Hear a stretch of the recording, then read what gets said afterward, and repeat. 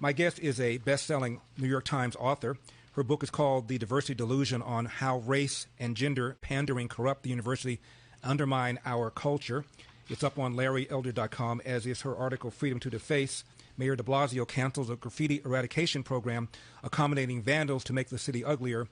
She is Manhattan Institute's fellow, Heather McDonald. Heather, before we move on, how was the YouTube situation resolved? Well, as I say, it's up with age restrictions. So your listeners, if they want to see the speech to see what was so upsetting to YouTube censors, can find it on the Center of the American Experiment website. But it's unsuitable, apparently, for minors. So if they should make sure that their children are not in the room, lest they encounter the facts about American history and American reality today. So who complained? How did it get at least restored to that degree? Well, I don't know who made the original complaint. I mean, that's a mystery. There was never any explanation given. You just get a notice saying we've taken it down. It doesn't meet our community guidelines, or in the second instance, it does not meet our guidelines for minors to view it. In the first instance, when it was scrubbed off the web entirely by YouTube, the Center of the American Experiment filed an appeal.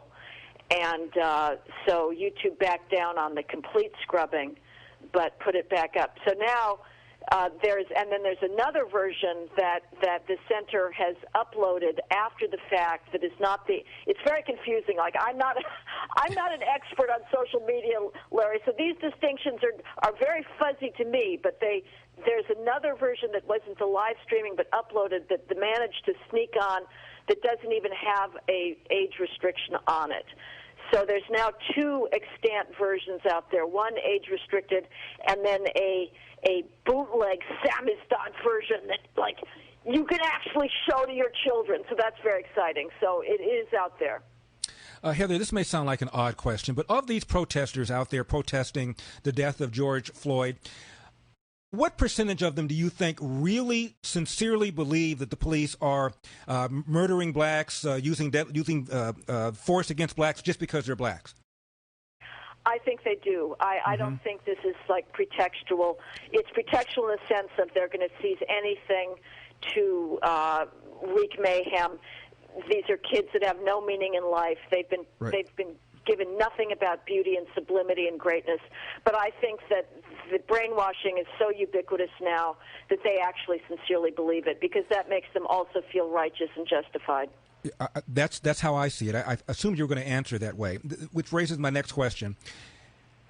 Do they only watch CNN, only watch MSNBC, Hee-Haw, only read editorials in the LA Times? They would never in a million years come across your article that lays out the facts about the allegation about police abuse? They would never see something like that?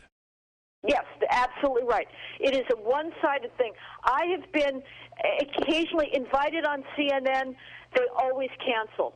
In 2016, after 5 cops were assassinated in Dallas by a Black Lives Matter-inspired assassin, I was invited to come on the next day. My book was just out, The War on Cops. They canceled. This summer, one of their hosts had read a piece of mine in the New York Post on defunding the police and how this would be so catastrophic for those thousands of good law-abiding residents of black communities that they're desperate for the police. And they canceled that. There is a complete asymmetry. Fox has far more variety of opinion. They always get the other side.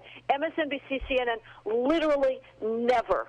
And the New York Times, as we've seen this summer, there are these staff revolts happening in every single newsroom in the country, Larry, whether it's print journalism or broadcast journalism, that they've been colonized by the college graduates that are not allowing the most minor dissent from the party line. We saw this with the editorial page editor, an extraordinarily well-placed position in the New York Times, who had to step down because he ran an op-ed by Senator Tom Cotton from Arkansas saying that a federal response to the destruction of federal property, to the anarchy that was taking lives this summer during the first iteration of the riots, that it would be justified. There was a staff revolt at the New York Times saying that his op-ed made black staffers at the New York Times at risk of their lives, and he had to resign. This was not a wild right-wing extremist position. It was perfectly within the realm of respectable. Heather, we're going to take a break. When we come back, we'll talk about the anti-graffiti eradication program that's been removed.